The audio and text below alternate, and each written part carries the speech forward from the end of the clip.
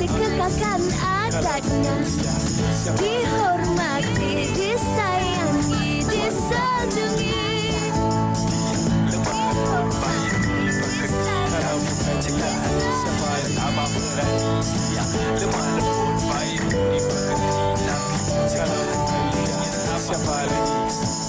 Wanita hari ini. Ya, Nur Sugis.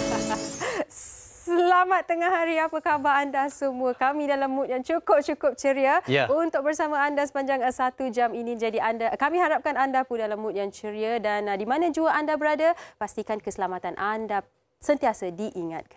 Bukan saja diri anda, tetapi keluarga, anak-anak yang kita akan bincangkan sebentar saya lagi. Tetapi sebelum itu, seperti biasa, kalau menyaksikan Wanita ini setiap jam 12 tengah hari, kami akan berkongsi berbagai info, berbagai fakta di pembukaan WHI. Sebagai contohnya pada hari ini, walaupun kita penuh keceriaan, tetapi kabarnya juga seperti mana yang terkini di Terengganu dan juga Kelantan. Keadaan banjir semakin ataupun terus meningkat. Betul tu Farid. Ini seperti yang kita jangkakan hujung tahun kan. Jadi ini update terkini di mana jumlah mangsa banjir di Terengganu dan Kelantan meningkat setakat 8 malam semalam. Dan di Terengganu, banjir gelombang pertama di negeri itu menunjukkan trend meningkat apabila seramai 3,917 mangsa ditempatkan di 28 pusat pemindahan dan di Kelantan pula 2,751 mangsa di 18 pusat pemindahan sementara. Dan pastinya apabila keadaan sebegini berlaku, pelbagai kisah dan juga tragedi, antaranya ini yang juga kita sempat kongsikan pada hari ini ialah seorang ibu mengharung banjir bersama bayi berusia 4 hari untuk ke pusat pemindahan banjir. Dan ini antara yang kalau kita katakan, kalau kita bersiap sedia lebih awal, kita menjangkakan lebih awal, mungkin dalam keadaan cabaran sebegini, ianya akan dilalui dengan lebih mudah. Dan juga boleh dibantu. Betul. Dalam keadaan sebegini, Farin, apa yang penting adalah sentiasa keselamatan diri masing-masing. Bukan keselesaan sebenarnya. Dan satu lagi, Sugi, seandai kata kalau diberi arahan untuk berpindah oleh pihak berkuasa, sila patuh untuk memastikan keselamatan anda terjamin. Ya, betul. Itu. Baik, kita semua sering mencuba untuk menjaga keselamatan. Dari pagi tadi saya asyik duk sebut keselamatan. Tapi kita nak mencuba tu rasa susah ke senang? Kita kena mencuba yang terbaik. Tapi kalau untuk mengetahui lebih lanjut tentang mencuba ni, kita bersama dengan Irfan Haris. Silakan Irfan.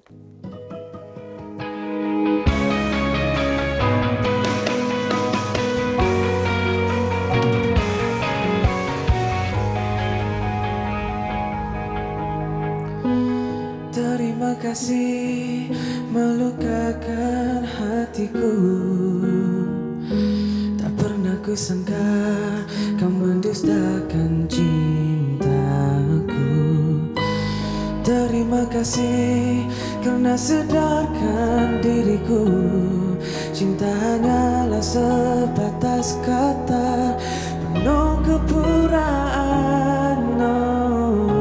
Jangan lagi kau melafazkannya, kalimat cinta yang tak lagi bermakna. Usah kau memperdaya. Dan telah ku mencoba lakukan yang terbaik demi cinta kita yang semakin hancur dan berubah. Dan diriku berdoa semoga semua akan berbalik. Namun nadi cinta terputus denyutnya.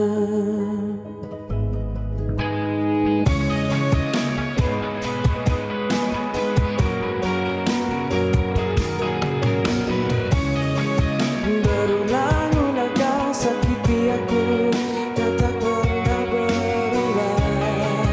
Berkali-kali ku maafkan kamu, tak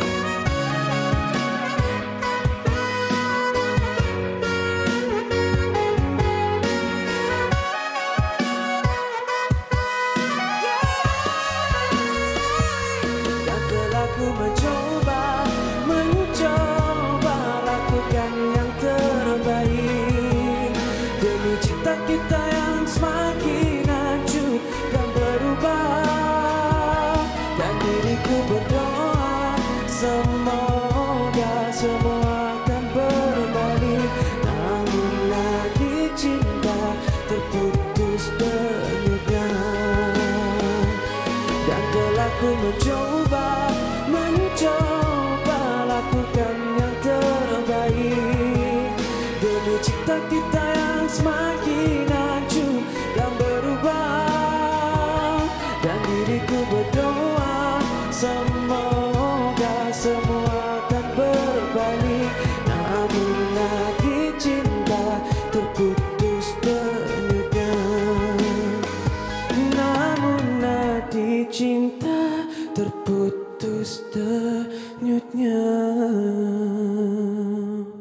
Irfan Haris mencuba. Nampak Sugi betul-betul menghayati tadi. Awak tengah mencuba apa Sugi? Saya tengah mencuba untuk memahami lirik lagu awak tu. Irfan. Tapi sebelum tu Irfan sihat? Sihat, alhamdulillah. Okey, Irfan, dalam music video tu nampak macam garang muka dia, very mature, Garang, tapi you very sweet sebenarnya. Okey.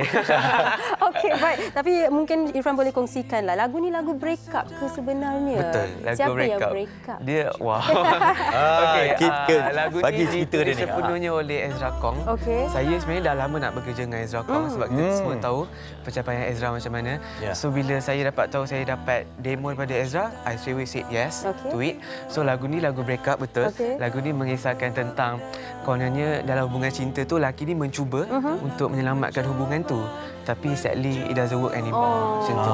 Jadi dia mencuba untuk menyelamatkan Hubungan cinta tu, tapi kita betul. dengar baik-baik liriknya.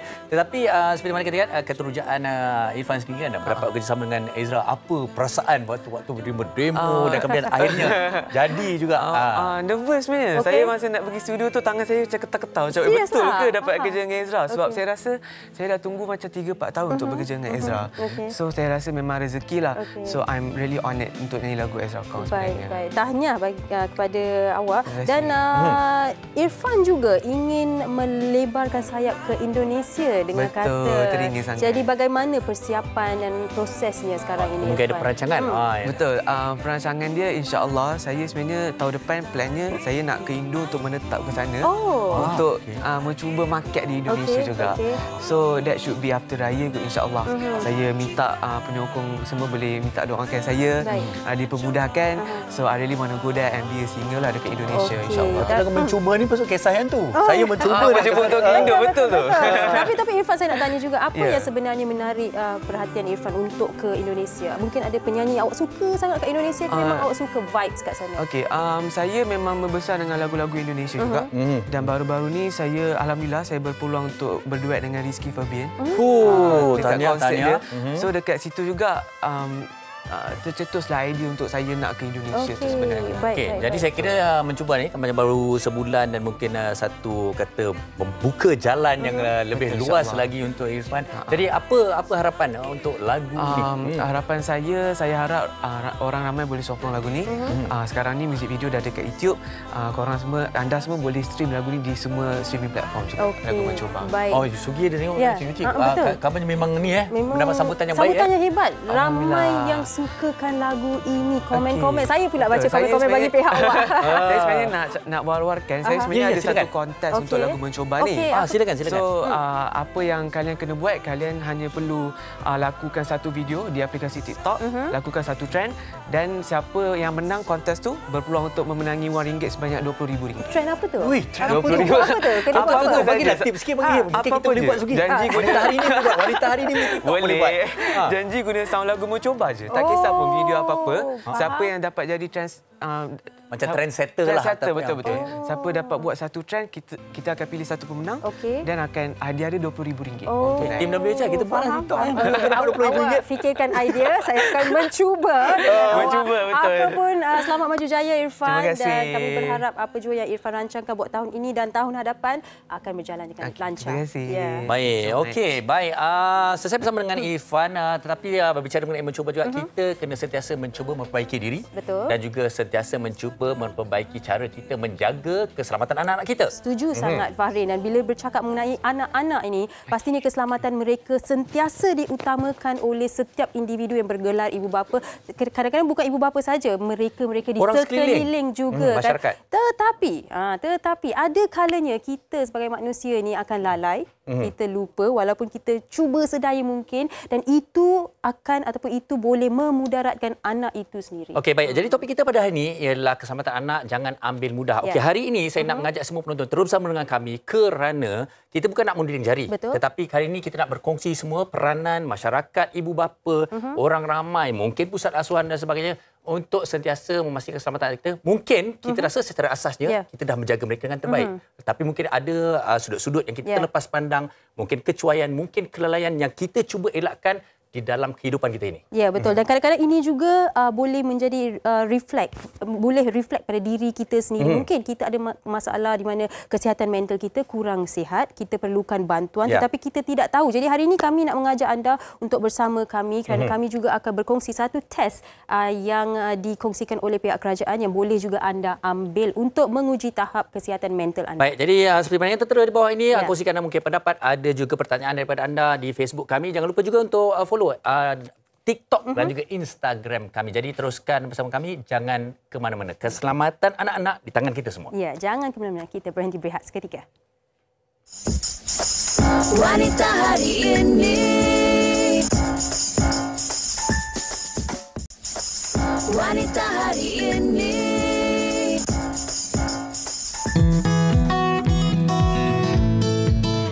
Biasa kita akan check anak lah. Actually, I tak ada baby. Tapi kalau untuk macam anak sekolah, biasa kita akan make sure yang sekeliling kita dalam kereta ke apa, anak tu ada.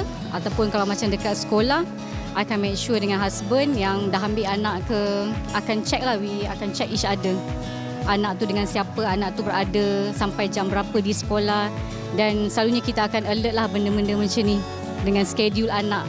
Okey, bagi saya untuk menjaga keselamatan anak ni, kita sebagai parents kita kena alert lah daripada segi keadaan, which is kalau kita pergi mana-mana pun kita kena sentiasa ingat yang kita selalu bawa anak. Dari segi contoh kita pergi ke supermarket ke apa ke, kita selalu tengoklah kita ada bawa anak ke tak dalam kereta. Kadang-kadang kita ada nampak dalam berita kan, certain mak bapak dia leka, dia tinggal anak dia dalam kereta dan boleh membahayakan anak tu lah. Macam kita tengok dekat berita-berita sebelum ni kan, ada yang anak dah lemas dalam kereta. So bagi saya, mak bapak ni kena alert lah dengan semua keadaan. Saya sebagai seorang ibu, 3 orang anak yang memang full-time housewife yang hantar nak ambil anak setiap hari. Saya tak salahkan mak bapak yang tertinggal sebab nowadays parents busy dengan kerja, banyak benda dalam mind. Tapi sebagai tanggungjawab kita untuk ingat, yes, mungkin kita boleh minta bantuan pasangan atau kita pakai apps untuk ingatkan anak kita dalam kereta. Macam itulah. Baik, itu dia pendapat daripada orang ramai di luar sana mengenai topik kita pada ini, pelbagai reaksi dan juga ada yang juga merujuk kepada kes-kes terkini yang berlaku dan ada kalanya juga kita sebagai masyarakat kadang kita tertanya, macam mana boleh berlaku? Betul. Adakah sebab-sebabnya? Apakah sebab-sebabnya? Jadi itu yang kita nak bincangkan hari ini, Sugi. Betul, setuju tu Farin, dan pelbagai komen sudah mula dikongsikan, mungkin selepas ini boleh kita bacakan, tapi sebelum itu kami nak memperkenalkan tetamu-tetamu di studio. Di sebelah Farin kita bersama dengan Puan Azlina Johari, juga seorang pengusaha pusat asuhan ya. Terima kasih Puan bersama kami, dan di sebelahnya tak lain tak bukan kita bersama dengan Datin Prof Dr. Mariani Muhammad Noor selaku pakar psikologi kita pada hari ini. Kedua-duanya sihat? Okey, baik. Tanpa melengahkan masa, saya rasa kita boleh mengupas topik kita. Prof, bila bercakap mengenai keselamatan anak-anak, saya pasti ada pelbagai aspek. Mungkin Prof boleh huraikan apakah antara aspek-aspek itu? Kalau kita kata keselamatan anak-anak ini, dia merangkumi keseluruhan aspek anak itu. Ya, maksudnya daripada fizikalnya, daripada emosinya juga, daripada mentalnya dan daripada orang kata kerohaniannya juga. Itu semua itu adalah daripada aspek keselamatan yang perlu kita awasi. Okey. Dan keselamatan anak ini bukan sahaja setakat berlaku di rumah, tetapi keselamatan yang kita mungkin boleh bincang hari ini ialah kalau ada di taska, di rumah, di luar rumah, terutama kalau waktu pergi membeli belah, keselamatan anak juga perlu dijaga. Betul. Ya, sebab di sini sekarang ini apabila kita sebut tentang keselamatan, dia terkait dengan kemalangan, kecederaan yang tidak disengajakan. Bila kita kata kecederaan atau kemalangan yang tidak disengajakan, kadang-kadang itu bukan disebabkan oleh kecuaian. Walaupun sebenarnya bila ini berlaku di bawah Akta Kanak-kanak, dia boleh dikatakan sebagai pengabaian kanak-kanak. Tetapi pada saya, keselamatan anak-anak ini, tidak ada ibu dan bapa yang tidak mahu anaknya selamat. Betul. Farin pun tahu sebagai seorang bapa, saya dengan Puan Azlina tahu, tetapi kadang-kadang kemalangan itu tidak berlaku juga. Maklumlah kita kata kemalangan itu tidak berbau. Ya. Jadi di sini maksudnya ialah keselamatan itu perlu dilihat daripada kesemua aspek. Ya. Baik fizikal anak-anak itu, kemungkinan perlu selamat daripada aspek penderaan, penderaan fizikal, penderaan seksual dan sebagainya. Tetapi juga kita perlu pastikan anak-anak itu selamat daripada penderaan emosi. Pun ada juga. Jadi perlu kita lihat di sini. Dan siapa sahaja yang bersama dengan anak-anak itu, baik ibu bapa, baik kaum keluarga ataupun baik guru ataupun baik pengasuh di taska itu sendiri, mereka ini adalah dalam lingkungan yang mereka juga perlu dijaga keselamatan. Demi untuk menjaga keselamatan anak-anak itu dekat mana saja dia ada. Rumah, taska, shopping kompleks. Jadi perkara itu amat penting untuk ibu bapa, guru-guru ataupun masyarakat kita yang perlu prihatin tentang keselamatan anak-anak itu. Okay. Saya kira sebenarnya Prof dah merungkaikan keseluruhan aspek keselamatan untuk anak-anak kita. Tetapi apa yang menarik juga perhatian kita tadi Suki ialah tidak ada ibu bapa atau siapa yang mahukan anak mereka tidak selamat ataupun dilanda kemalangan dan sebagainya. Jadi itu yang kita nak huraikan hari ini juga, di mana apa yang mungkin kita boleh tambah baik dari segi kita pemantauan kita, kerjasama, usaha-sama kita. Okey, sini ni saya nak tanya Puan Azlina sendirilah. Okey, kalau kita lihat tentang keselamatan anak-anak ni, jangan ambil mudah. Jadi sebagai bukan saja pusat asuhan, pengusaha pusat asuhan, tetapi juga kerjasama dengan ibu bapa ni. Bagaimana kita sebagai satu sistem, macam mana Prof cakap tadi tu, untuk memastikan anak kita ni lebih selamat, lebih terjaga keselamatan mereka tu. Mungkin ada juga kalau boleh dikongsikan tentang apa yang mungkin para ibu bapa selalu terlepas pandang. Okey, jadi pada pandangan saya lah sebagai pengusaha taska, okey, saya percaya pada satu ayat ni, iaitu it takes a village to raise a kid. Betul. Okay? Dia bukan sekadar keselamatan, dia juga merangkumi semua sekali, termasuk mental, termasuk perkembangan dan semua sekali lah. Dia bukan kepada ibu bapa sahaja, termasuk pakcik-makcik, termasuk jiran tetangga, termasuk sesiapa sahaja. Dan saya perasan lah sebab kita dah buat 16 tahun, 17 tahun. Okay. So, semakin lama, the komunikasi semakin kurang. Sepatutnya komunikasi semakin banyak sebabkan zaman kita sekarang zaman berteknologi. Ya, lagi mudah. Lagi digital, lagi kurang komunikasi dua hala tu sangat kurang. Adakah Puan, mungkin saya boleh tanya, adakah ini mungkin Puan rasa sebab parents lebih take things for granted, ambil mudah lah. Ambil mudah. Adakah sebab itu? Maybe kita terlalu bergantung kepada benda-benda teknologi. Kita bergantung pada CCTV, kita bergantung kepada info melalui apps dan sebab kita ada certain taska yang ada apps kan, jadi kita update dalam apps, bergantung pada itu. Jadi kurangnya komunikasi dua hala. Jadi kalau macam isu keselamatan ni memang dia kena komunikasi, bukan dua hala. Yang it takes a village to raise a kid, bukan dua hala saja. Saya nak bagi soalan provokasi sikit kepada Puan Azlina. Tak ada dia apa. Kadang-kadang mak ayah sekarang ni, kita dah bincang tentang mak ayah ni. Dan mak ayah kadang-kadang bila hantar anak di ke pusat asuhan, dia letakkan sepenuh macam nah ambil saya jaga, apa-apa saya tahu awak yang akan saya marah, saya kenakan tindakan dan sebagainya. Jadi untuk bagaimana Puan sendiri sebagai pengusaha pusat asuhan memastikan keselamatan anak dan memastikan juga kita ni tidak terbeban dengan orang kata amanah yang diberikan sepenuhnya, sedangkan ibu bapa pun ada peranan mereka. Okey, benda utama yang kita buat ada dekat tempat kita ialah SOP dan kita kena make sure semua parents terlibat. Sebagai contoh buat saya lah. Macam pagi, wajib ibu bapa datang, dah mandi anak. Anak semua dah kena mandi dan wajib bekal daripada rumah. Sebab kita nak keterlibatan ibu bapa. Kita tahu parents sangat sibuk, tapi anak pun perlukan parents. Jadi kalau tanya macam memang parents kan semakin lama semakin sibuk dan kita pun dah implement macam-macam benda dekat tempat kita, which is kita sentiasa bertukar. Sebab mengikut peredaran zaman. Kalau kata 2007 dulu masa kita mula-mula buka, komunikasi tak ada WhatsApp, tak ada apa. Jadi kita memang komunikasi mulut ke mulut. Tak tahu anak aku makan apa hari ni, parents tak tahu. So sekarang kita dah boleh update dalam WhatsApp. So saya rasa komunikasi itu paling penting lah. Dan saya rasa tak menjadi masalah untuk mana-mana pengusaha sebab bisnes tu kita punya. Kita boleh tetapkan peraturan as long benda tu selari dengan akta kanak-kanak, selari dengan akta pekerja, selari dengan akta taska dan lain-lain. Okey, baik. Dan daripada apa yang Puan Azlina kongsikan, Prof, mungkin Prof juga boleh mengupas bila bercakap mengenai komunikasi dua hala ini. Mungkin pengusaha dah ada peraturan SOP-nya, tapi ibu bapa macam alah malaslah, tak apalah anakku hari-hari pergi sekolah tu. Alah WhatsApp ni asyik hantar dah malas. Mungkin ada, bukan semua tetapi mungkin ada dengan stres kerja dan sebagainya mereka tidak begitu aktif kan. Jadi apa yang kita sebagai seorang ibu dan ayah boleh lakukan supaya kita dapatkan komunikasi dua hala itu? Okey, kalau sebagai ibu dan ayah bila kita kata perlu ada komunikasi banyak hala, tak boleh satu hala, itu semua pada saya ialah bahasa klasik. Sekadar bercakap, mereka kemungkinan tidak ada masa untuk buat. Ya, WhatsApp pun banyak grup-grup dalam WhatsApp ni banyak sangat. Jadi mungkin scroll atas hilang. Jadi apa yang perlu dibuat oleh saya rasa Puan Azila pun maklum tentang perkara ini ialah penglibatan pintar antara ibu bapa dan juga pihak taska tadika, di mana aktiviti kebersamaan itu perlu ada supaya ibu bapa ni faham apa tugas pengasuh dan pengasuh juga memahami apa kehendak ibu bapa.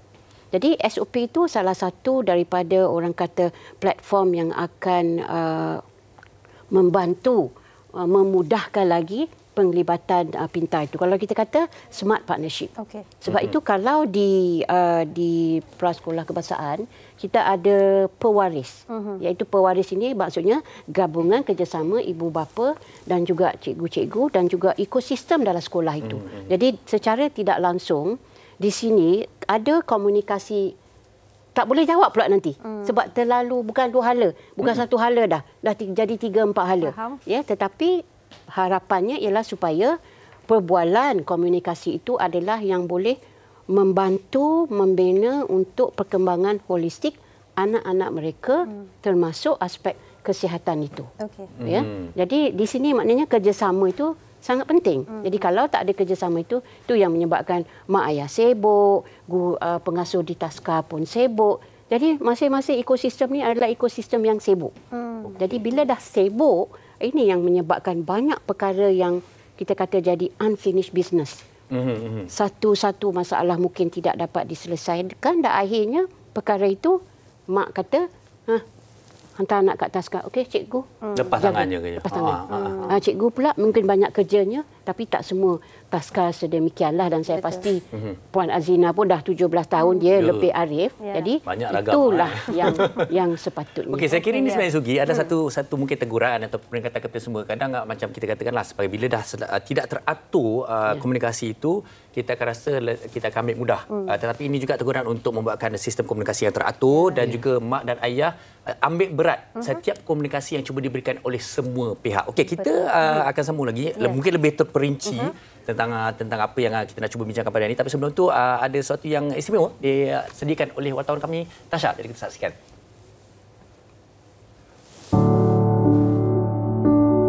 Peningkatan kes pengabaian kanak-kanak di taska dan pusat jagaan yang dilaporkan kini semakin hari semakin membimbangkan. Terdapat pelbagai kes yang berlaku akibat daripada kecuaian pengasuh itu sendiri, malah ada juga yang turut membabitkan penderaan. Namun, berbeza bagi Rashidah yang kini sudah 3 tahun mengendalikan taska. Baginya, keselamatan anak-anak di bawah jagaannya adalah yang paling penting sekali. Bagi saya sendiri, melalui CCTV tadi, kita boleh pantau balik anak-anak ni macam mana jika ada berlaku kemalangan ke, berlaku perkara yang tak diingini, kita boleh cek balik by CCTV lah. Satu lagi, pengasuh tu sendiri sentiasa ada dengan anak-anak. Walaupun kita nak pergi toilet ke, nak pergi ambil susu ke, so kita kena maklumkan kepada pengasuh yang lain dan kita boleh sama-sama melihat. Dan kadang-kadang saya lebih suka kita buat dalam kelompok yang besar supaya semua mata tertumpu macam CCTV juga. Bukan sahaja mementingkan persekitaran yang bersih, malah baginya komunikasi serta hubungan baik antara penjaga dan kanak-kanak juga memainkan peranan yang penting. Dengan cara layanan serta memahami emosi mereka, ianya sekaligus dapat membantu anak-anak untuk berasa lebih selesa dan selamat. Dari segi suasana yang lebih selesa sikitlah, yang tidak banyak sangat rabut atau barang, supaya diorang lebih selesa untuk explore diri diorang sendiri ataupun diorang senang nak bermain. Bagi saya, perhatian. Sebab diorang banyak masa di taska berbanding dengan ibu bapa. Jadi perhatian yang kami bagi mungkin lebih sedikitlah berbanding dengan ibu bapa mereka. Bagi Rashidah, sebagai penjaga utama di taska, peranan pengasuh juga memainkan peranan yang penting. Bagi memastikan keselamatan anak-anak di situ sentiasa terjaga, pergerakan serta pemantauan mereka juga akan dilakukan oleh pengasuh di situ dan tidak akan ditinggalkan berseorangan. Apa yang rasa selamat sebenarnya adalah hubungan anak tu dengan pengasuh. Bagi kami lah, kami jaga mereka daripada kecil. Jadi hubungan antara pengasuh dengan anak tu sendiri buatkan mereka rasa selesa sampaikan tak nak balik. Kadang-kadang kami bagi perhatian, kasih sayang. Penjagaan keselamatan kanak-kanak sudah semestinya tidak harus diambil mudah oleh semua pihak, tidak kira ibu bapa maupun pengasuh. Dengan adanya peraturan serta undang-undang, pastinya dapat membantu agar keselamatan mereka akan lebih terjamin dan selamat. Menjadi seorang pengasuh ataupun pendidik bagi kanak-kanak, Farin, bukanlah mudah. Tanggungjawab yang sangat-sangat berat, tetapi kalau kita lakukannya dengan penuh kasih sayang dan komitmen, sangat-sangat memuaskan. Saya boleh jadi pengasuh? Kalau pengasuh ada tak? Boleh, tapi saya takut anak-anak itu terpengaruh, jadinya lain bila balik rumah. Okey, ada komen sikit tu. Ada komen daripada Alia Maisara. Katanya, keselamatan anak-anak perlu dititik beratkan di dalam jagaan kita pun kadang-kadang boleh teralpa. Ini kan pula jauh di mata. Kanak-kanak bawah umur, kadang-kadang dia tak tahu apa yang bahaya, jadi diorang lebih kepada ingin mencuba, nak tahu tanpa fikir. Jadi kita, ibu bapa lah yang patut ambil tahu tentang keselamatan anak-anak di rumah atau di luar. Jadi tak salah kalau nak cerewet tentang anak-anak demi keselamatan mereka. Jangan sudah terhantuk, baru terengadah. Okey, terima kasih untuk komen itu dan kesinambungan daripada laporan atau post yang dikongsikan oleh kita sebentar saja. Saya tak tanya pada Puan Azina lah. Okey, kadang-kadang saya kira ini juga bermain di fikiran para ibu bapa tahu. Bila hantar anak ke pusat asuhan, bagaimana sebagai seorang pengusaha pusat asuhan, sebagai pemilik kan, memastikan kredibiliti pengasuh yang nak menjaga anak-anak tu. Kadang-kadang ada juga macam mana nak pastikan mereka berkredibiliti dan juga mereka memang sememangnya ada empati terhadap anak-anak ni. Okey, macam saya, sebabkan kita ada ramai staf bawah tempat saya. Jadi untuk menjadi pengasuh tu, of course kita akan panggil interview. Sebab kebanyakan saya nampak lah, sebab kita dah 16 tahun kan, kita nampak kebanyakan iklan-iklan adalah sorry to say, taska-taska yang call hari ni, masuk esok kerja. So saya sangat takut melihat keadaan macam tu. Sekadar ingin memenuhi. Sekadar sebab dia mengikut just sekadar nisbah, satu nisbah 3, satu nisbah 5 dan satu nisbah 10. Kalau tanya staf saya, memang interview diorang memang dengan saya memang lebih 2 jam. Okey. Dia bukan kita tanya soalan, kadang-kadang saya tanya suka bercuti pergi mana, kita nak tengok tahap diorang dan juga kita ada buat juga dia punya test psikologi test. Dan ada beberapa yang saya rasa perlu das test tu pun saya ambil juga. Dan depends lah kepada apa yang kita lihat dan sangat susah lah. To be honest, memang sangat susah. Macam mana credibility tu ialah walaupun dah 16 tahun dan saya ada bisnes lain, saya masih lagi berada di taska saya. Bukan untuk spot check, just untuk memastikan memantau dia bukan sekadar pantau, dia untuk memastikan saya punya staff, teacher kita sentiasa happy. So bila dia orang happy, dia orang akan kerja dengan bagus, dia orang akan anggap anak-anak tu anak dia orang. So bila anak sendiri, dia orang takkan ada rasa nak buat something yang buruk. Dia akan rasa sayang sangat kat budak tu. Okey, baik. Bila cerita ni ada faktor manusia. Betul. Manusia ni ada turun naiknya kesihatan mental dan sebagainya. Dan ini yang kita nak bincangkan ni, tentang mungkin apa yang juga kita boleh sentiasa sedar tentang diri kita dan juga orang sekeliling kita. Ya, Prof. Kita seringkali mengingatkan diri kita dan orang di sekeliling. Kita kena jaga diri kita dulu, kesihatan kita, kesihatan mental kita, baru boleh jaga orang di sekeliling. Tetapi kebenarannya adalah kadang-kadang kita tak jaga pun kesihatan mental kita terutamanya. Jadi hari ini mungkin Prof boleh kongsikan apa yang kita sebagai ibu bapa boleh buat langkah awal lah, dah rasa stres sangat ni. Macam mana, apa yang harus dibuat? Okey, selalunya memang betul ya kalau ibu bapa ini stres, rutin bekerja mereka, rutin keharian mereka akan terjejas. Disebabkan oleh orang kata keletihan dalam berfikir. Tetapi bukan itu saja. Jadi bila saya kata keletihan dalam berfikir, pastinya ada perkara-perkara dalam laluan pengalaman seharian itu yang menyebabkan berlakunya perkara-perkara yang boleh membawa kepada kebimbangan. Bila dah bimbang, bimbang yang tidak berkesudahan akan boleh membawa pula kepada stres. Dan stres yang berpanjangan terlalu lama tanpa ada ekosistem yang menyokong, dia akan bawa kepada kemurungan. Jadi apabila ada 3 perkara ini, kemurungan, kebimbangan, stres dan sebagainya, pastinya kesejahteraan mental itu terjejas. Ya. Memang sering disebut kesihatan mental, tetapi saya lebih merujuk kepada kesejahteraan mental. Yang mana kita seharian walaupun penat, letih dan sebagainya, buat kata Puan Azlina tadi, kita sentiasa happy. Sentiasa happy dengan persekitaran. Jadi perlu disemak kita sendiri, seperti yang Sugi sebut tadi.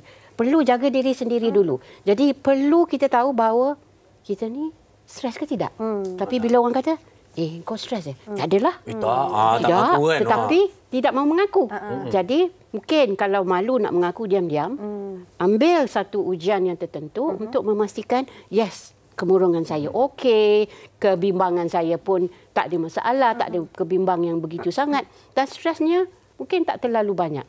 Jadi ada ujian-ujian tertentu yang boleh kita guna pakai. Kalau Sugi dengan Farin izinkan saya. Silakan. Ini bukan, kita belajar sikit hari ini kan. Bukan nak jadi lecturer tapi saya nak tunjuk aje. Tapi tak apa juga. Macam masuk bilik kuliah. Macam masuk bilik kuliah. Penonton-penonton juga ini boleh diakses di atas talian. Dalam talian sebenarnya. Okey. Ini pencara ketawa pula. Okey.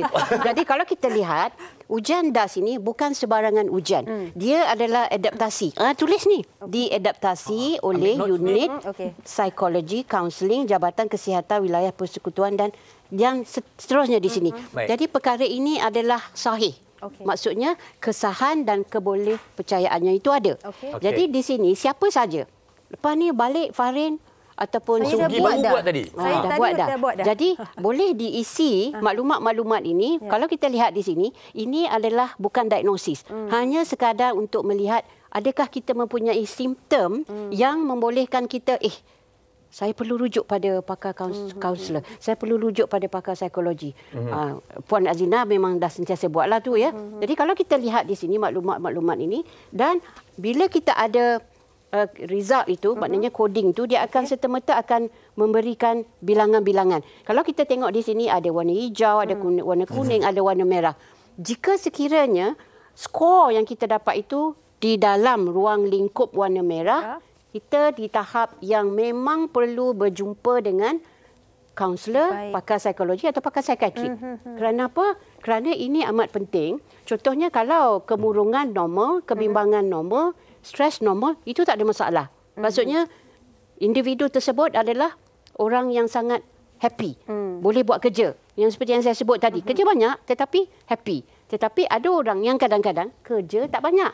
Masih lagi di bawah tahap yang agak teruk. Kalau di tahap sederhana, maksudnya dia individu itu perlu berhati-hati. Jadi ujian DAS ini amat sesuai sekali untuk menyemak kesejahteraan mental masing-masing supaya nanti orang kata kita bawa anak dalam kereta, lepas tu kemungkinan tertinggal. Ya, tidak ada ibu yang memang sengaja nak tinggalkan anak. Jadi ujian-ujian tersebut sangat boleh membantu. Bila dah ada mengenal pasti, bolehlah dibuat rawatan. Jadi harapannya supaya apabila ada intervensi-intervensi yang sesuai, keadaan ibu, keadaan bapa, malah cikgu-cikgu. Malah kita semua, bukan cikgu-cikgu semua. Jadi disebut, it takes a village to raise a child. Jadi ekosistem kita mestilah ekosistem yang penuh dengan dikatakan kesejahteraan mentalnya di tahap yang baik untuk mengelakkan apa-apa sahaja kemalangan ataupun kecederaan yang boleh berlaku. Okey, apa sebenarnya kita cuba kongsikan ataupun ketengahkan di sini sebenarnya mungkin masalah-masalah stres, kesihatan mental yang tidak baik, tidak simpanan sebenarnya akan menjurus kepada pengabaian, kecuaian dan sebagainya. Jadi kita nak menyeru, ramai juga di luar sana sebenarnya yang mungkin kadang-kadang nak buat ujian-ujian sebegini disegan secara umum dan sebagainya. Jadi dengan kemudahan seperti ini, anda boleh lakukan sendiri diam-diam dan kemudian refleksi diri, muhasabah, dan kalau perlukan bantuan tolong cari bantuan ataupun malah yang ini ada laman sesawangnya sendiri. Di laman sawang JPM ataupun saya saja baru jengah-jengah tadi kalau kita buat saja DAS test, DASS test, anda akan jumpa banyak ruangan ataupun laman sawang. DAS 21 sebab 21 soalan 21 kan? item. Okey, mudah saja 21 soalan. Sugi tadi berapa makannya? Sugi sihat ke Sugi? Sihat. Ini keputusan saya tadi, paparan keputusan ujian yang mungkin kalau kamera boleh zoom lah, nampak gaya saya tidak murung sebab skornya kosong. Itu okey. Kita boleh tumpukan ke di print screen Sugi tu, di telefon Sugi. Okey, antara soalan-soalannya kalau boleh saya bacakan, saya dapati diri saya sukar diterangkan. Bagaimana, apakah jawapan anda? Saya sedar mulut saya terasa kering. Itu juga menjadi salah satu faktor. Dan saya tidak dapat mengalami perasaan positif sama sekali. So, pilihan-pilihan jawapannya juga cukup mudah. Tidak langsung, sedikit, jarang-jarang, banyak, kerap kali, sangat banyak atau sangat kerap. Sila jawab dengan jujur dan jujurlah dengan diri sendiri. Kerana kesejahteraan diri akan membawa kesejahteraan orang lain juga. Dan apa yang saya suka adalah Prof Puan dan juga Farin, bila kita dah dapat skor tu, ada di bawahnya option untuk kita atur temu janji. Jadi tapi seperti yang Farin katakanlah, kalau kita dah tahu kita stres, kita kena ambil langkah untuk mengubati apa yang berlaku kan. Bukanlah sekadar okey aku stres kan. Okey. Baik. Puan Nazinah, okey, di penghujung perbincangan kita, walaupun ringkas, padat, tetapi apa pesanan akhir untuk memastikan anak-anak kita? Saya rasa kita sentiasa cuba memastikan keselamatan anak kita. Apa lagi kita boleh tambah baik, khususnya kerjasama ataupun komunikasi antara pusat asuhan dan juga ibu bapa dan juga masyarakat. Okey, jadi kata pesanan tu tak pesanan juga.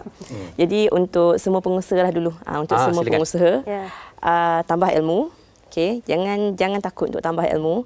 Ilmu berada di mana-mana, sama ada ambil kursus, diploma, degree, master, PhD, apa-apa saja. Pergi belajar dengan kawan-kawan dan lain-lain. Dan kepada ibu bapa pula, jangan berat mulut lah. Jika terfikir apa-apa, macam kadang-kadang kita duk scroll macam-macam, kita anak aku macam ni tak. Jadi jika terfikir apa-apa yang negatif atau apa-apa, boleh berbual dengan guru-guru di taska tadika masing-masing atau pusat asuhan atau apa-apa ataupun rumah pengasuh di rumah ke, kita boleh make sure komunikasi dua hal itu sangat-sangat penting. Dan gunakan insting sebagai ibu bapa. Kalau kita rasa tak sedap insting, jangan hantar kat situ. Meaning kena cari tempat yang betul-betul, sebab anak-anak adalah tanggungjawab kita semua bersama, bukan taska, bukan ibu bapa, semua sekali. Kita tak boleh berkompromi lah sebenarnya. Betul. Walaupun sesaat sebenarnya anak-anak ni. Ya, dan Prof, mungkin Prof ada sesuatu yang ingin dikatakan di penghujung. Terkait dengan saya, saya lebih mementingkan kepada kesejahteraan seseorang itu. Dan yang paling penting ialah kesejahteraan mental, supaya kita sentiasa boleh melaksanakan operasi rutin harian kita. Adalah normal untuk seseorang itu mempunyai stres. Bukan jadi janganlah pergi sekarang ni pergi cari stres kalau tak stres. Adalah normal mempunyai stres. Tetapi kalau stres yang keterlaluan, perlu dibawa kepada rujuk pada pakar-pakar supaya intervensi boleh dilakukan untuk memastikan bahawa kita mempunyai kesejahteraan mental yang baik dan kesejahteraan diri untuk kita membantu orang lain juga. Dan kita harus pastikan juga jangan ambil mudah tentang keselamatan anak-anak. Maksudnya di sini don't take anything for granted. Semuanya perlu usaha, semuanya perlu pemantauan yang terperinci. Masing-masing ada SOP. Pihak taska ada SOP. Saya pasti ibu bapa juga ada SOP. Gabungan penglibatan pintar ini pastinya boleh memastikan anak-anak itu sentiasa dalam keadaan selamat, baik fizikalnya, mentalnya maupun emosinya.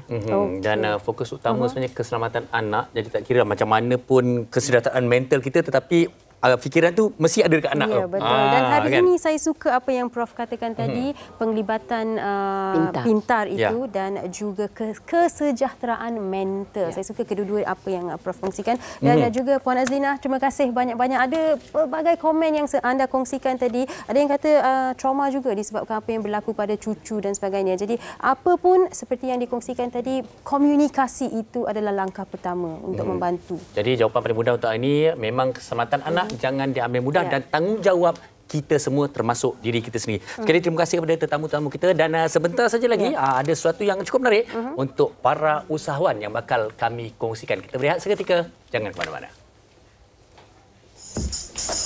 Wanita hari ini. Wanita hari ini.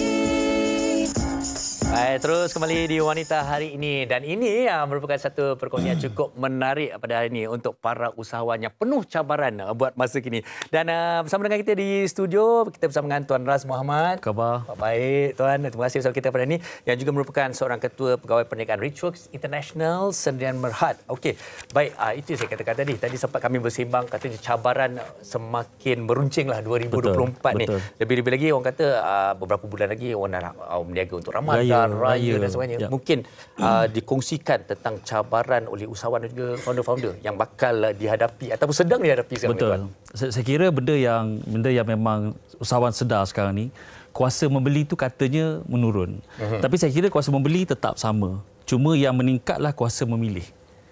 Sebab sekarang ni pengguna ataupun pembeli ni dia dah boleh pilih dekat banyak tempat, banyak channel. Katalah dulu saya ada RM1,000 untuk spend, saya mungkin membeli dekat 2 tempat.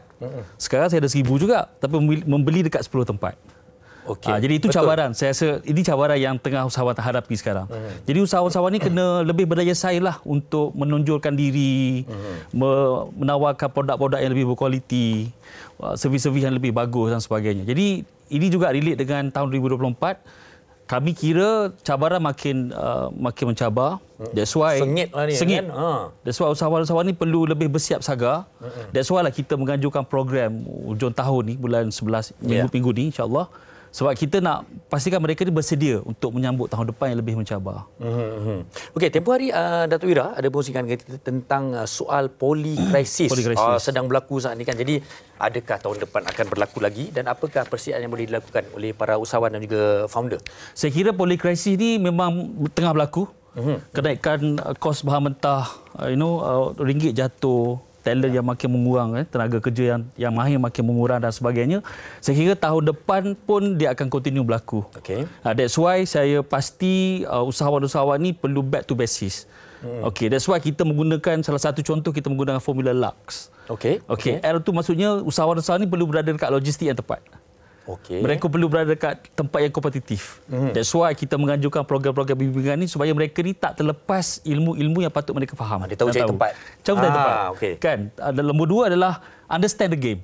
Zaman sekarang zaman teknologi, zaman moden. Jadi kalau kita tak faham game kita, tak faham kita punya apa dia panggil business model, cara kita menyampaikan produk kita pada orang ramai, akhirnya kita akan ketinggalan. Dan kemudian C adalah komitmen. Sekarang ni keadaan makin tough, kita kena beri lebih komitmen pada apa yang kita buat. Kalau dulu mungkin buat sikit dah dapat result, enjoy lah. Tapi zaman sekarang mungkin kena buat 5 kali, 6 kali baru dapat result. Jadi buatlah. Dan akhir sekali adalah kira tentang knowledge lah.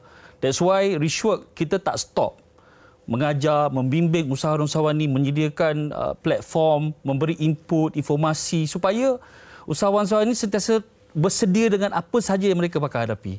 Katalah sekarang krisis, zaman COVID pun krisis. Tapi bagaimana usahawan tu boleh bangkit dan boleh lalui COVID tu dengan baik sebab mereka faham apa keadaan yang mereka perlu hadapi. Sama juga dengan polikrisis. Baik, dan itu antara cabaran-cabarannya, tapi antara juga cabaran yang selalu para usahawan founder nak ni to make the first million orang kata. Dan kemudian ada juga yang dah dikongsikan di bawah usahawan di bawah bimbingan usahawan daripada Datuk Ira di Richworks ni, katanya ada yang dah mencapai alhamdulillah 10 juta. Dan ada juga yang stuck. Jadi apa yang magic yang dilakukan atau yang diperlukan oleh para usahawan dan founder ni? Saya kira magic tu satu perkataan yang semua orang fahamlah. Yalah. Dalam bisnes, dalam belajar ni there's no magic. Ada ilmu kalau kita tak buat tindakan dan kita tak akan dapat apa-apa hasil. Jadi memang di Rich Work ni memang kita ada formula, kita ada teknik, kita ada cara untuk bagaimana nak buat million, 10 juta dan sebagainya, tapi komitmen tu perlu datang daripada usahawan itu sendiri. Mereka dulu perlu ke depan, bekerja lebih rajin, committed dan insya-Allah akan berjaya. Okey, dan mungkin ramai juga nak tahu bagaimana Rich Works boleh membantu mereka mencapai ni. Okey, dia simple, Tuan Farin. Dia very simple. Kalau kita contoh orang tanya saya, macam mana nak capai the first million? Simple maths, kita tengok magic numbers, jual barang RM100, jual lah kepada 10,000 orang, dapatlah first million. Wah, dia nampak macam senang kan? Tapi kena belajar juga ni. Kena belajar. Bagaimana nak cari 10,000 orang ni? Ya. Bagaimana nak tarik 10,000 orang yang datang dengan kita dan membeli lagi over and over again. That's why di Rich Work kita, alhamdulillah kita berjaya membantu usahawan capai the first million hanya dalam masa 6 bulan sahaja. Sebab kita memang ada formula, mereka hanya perlu ikut dan komit sahaja. InsyaAllah. Baik, dan ini bukan satu juga berita baik yang kami nak kongsikan pada hari ini, di mana Rich Works dengan kerjasama Media Prima akan menganjurkan 10 kali ganda SME bisa berjaya pada 25 dan 26 November ini di Johor Bahru bagi bantu para usahawan. Okey, dan juga mempelajari strategi. Jadi Tuan Ras, kongsikan sedikitlah orang kata mungkin teaser lah apa yang mereka akan pelajari di sana. Saya kira benda yang paling utama mereka perlu pelajari adalah tentang bagaimana ataupun blueprint, bagaimana nak memastikan mereka punya bisnes ni kekal relevan. Sebab konsep bina bisnes berjaya lah mengekalkan bisnes tu. Sebab tu program ni kita hanya terhadkan pada usahawan sahaja. Sebab usahawan yang sekarang ni tengah buat bisnes ni, mereka faham tentang struggle tu. Jadi bila mereka datang ke program ni, kita akan tunjukkan formula-formula, clarification ataupun direction yang tepat untuk mereka follow dan buat. Kalau mereka tak sedar dan mereka tak tahu apa yang mereka harus buat, mereka tak akan buat tindakan. Jadi saya kira semua usahawan yang walaupun sales dah cecah juta dan sebagainya, saya percaya semua ada situasi. Datanglah beramai-ramai ke program Bina Bisnes Berjaya ini insya-Allah pada hujung minggu ni, dan anda akan jumpa kunci ataupun anda akan jumpa jalan untuk bagaimana menyelesaikan segala situasi anda ni. Anda boleh daftar di binabisnesberjaya.com dan jadikan antara peserta-peserta kami yang kami akan jumpa. InsyaAllah program ni akan Datuk Biar sendiri akan turun padang. Ya, Tuan Ras pun ada. Saya pun ada juga. Boleh jumpa ramai-ramai kat sana insyaAllah.